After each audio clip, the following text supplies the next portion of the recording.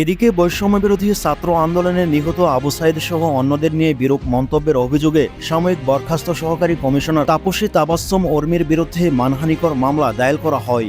মঙ্গলবার ঢাকার metropolitan magistrate আদালতে গণ অধিকার পরিষদের উচ্চতর পরিষদ সদস্য ও গণমাধ্যমের সমন্বয়ক আবু হানিফ বাদী হয়ে আবেদন করেন।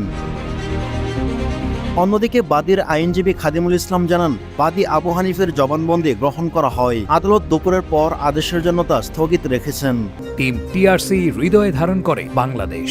দ্য রিয়েল কনসালটেশন, স্বচ্ছ ভ্যাট আইনে দক্ষ ন্যায্য ভ্যাট প্রদানে।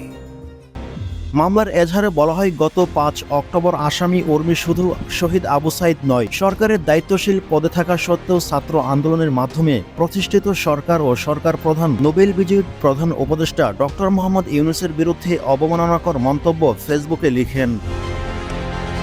এছাড়া আরও উল্লেখ করা হয়, মন্তব্যের সুপ্রিম কোর্টের আপিল বিভাগের রেফারেন্সের ভিত্তিতে সাংবিধানিক সম্মতভাবে গঠিত একটি সরকার প্রধান সম্পর্কে বিষোদ্গার করা হয় এবং সরকার উৎখাতের হুমকি দিয়ে জনমনে ভীতি সৃষ্টি করা হয়েছে।